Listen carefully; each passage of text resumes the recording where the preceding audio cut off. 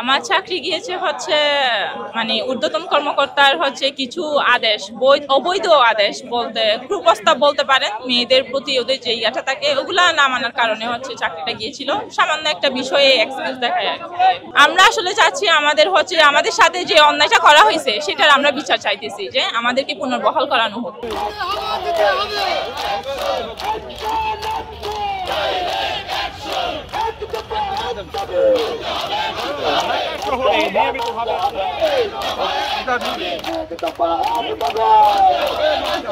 ছিয়ানব্বই সালে যখন নির্বাচনের ওই সেন্টারে ভোট কেন্দ্রের মধ্যে আমার ডিউটি ছিল, ওখানে আমি এক যুবলীগের ছেলের লগে গ্যাঞ্জাম করছি। ওই গ্যাঞ্জামের পরে আমার অ্যাবসেন্ট দেয়া 1 বছর তিনি ঘুরাইয়া লাস্টে 97 সালে আমার চাকরি থেকে আমার বহিষ্কার করে, বহিষ্কার মানে সামরিক বরখাস্ত করছে। পরে আমি বিভিন্ন জায়গায় দৌড়াদৌড়ি করছি, মামলা করতে পারি না। এমন সময় আমার আবার নদী বাড়িঘর নদীতে ভাঙ্গা লিয়ে গেছে। আমার দেশে আমার ভোলায় বাড়ি, আমার ভোলাতে কোনো বাড়িঘরও নাই, নদী তো লিয়ে গেছে। এখন আর কি বর্তমানে আমার 4টা ছেলে সন্তান লিয়া খুব অসহায় অবস্থায় আছে, দিন যাপন করতে আছে।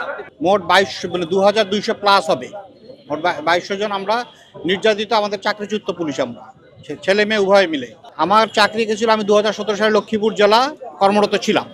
ওখানে তখন এসপি ছিল আসাম মাহতাব, সে ছিল খাস আওয়ামী লীগের চামচা।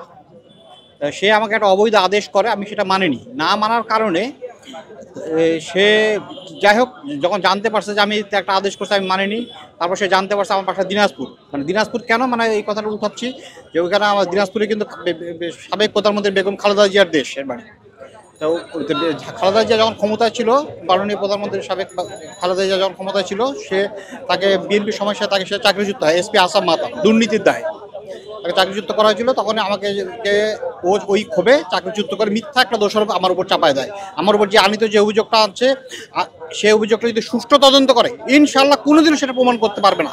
কারণ আমি আমার পোস্ট থেকে ওটা প্রায় 3 কিলোমিটার দূরে একটা ঘটনাটা ঘটা, এবং আমি তখন পুলিশ লাইন লক্ষ্মীপুর জেলা পুলিশ লাইনে 2 নং এলপি গ্রেডে ডিউটি করতেছিলাম, এবং আমাকে চাকরিচ্যুত করছে সে 2018 সালের জানুয়ারির 17 তারিখ মিথ্যা একটা অভিযোগ দিয়ে।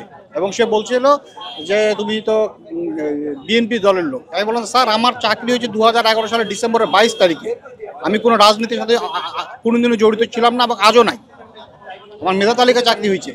বলতো না তুমি খালেদা জিয়া এলাকার লোক।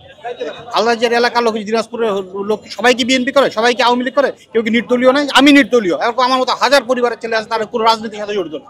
5ই আগস্টের মানে ছাত্র আন্দোলনে এদেশ থেকে স্বৈরাচার হাসিনা পালানোর পর থেকে আমরা 8ই আগস্ট আমরা মানে আন্দোলন করি আমাদের ভিকটিম পুলিশ পরিবার গঠন করে।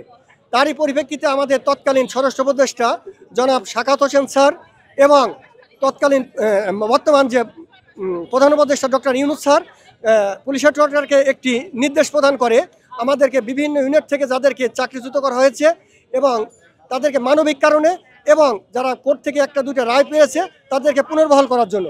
তারই পরিপ্রেক্ষিতে পুলিশ হেডকোয়ার্টার আমাদের আবেদন গ্রহণ করে। এই আবেদনগুলো তারা বলে যে কিছুদিনের মধ্যে তোমাদেরকে চাকরিতে পুনর্বহাল করা হবে 80 থেকে 90% লোক, অর্থাৎ আলোচিত মানে মামলার আসামি ব্যতীত। তার পরিপ্রেক্ষিতে আমাদেরকে আজ থেকে 5টা-6টা মাস অতিবাহিত হয়ে গেলেও আমাদেরকে কোনো রেজাল্ট দিচ্ছে না। রেজাল্ট না দেওয়ার কারণে আমরা গতকাল পুলিশ হেডকোয়ার্টার এটার ব্যাপারে জানতে গিয়েছিলাম, তারা এখন বলে আইনের বলে বহাল করা হবে। তারই পরিপ্রেক্ষিতে আজকে আমরা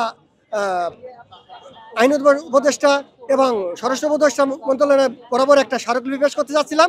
ইতিমধ্যে আমাদেরকে এখানে বাধা দেওয়া হয়েছে, আমরা এখানে তাই অবস্থান কর্মসূচি নিয়েছি।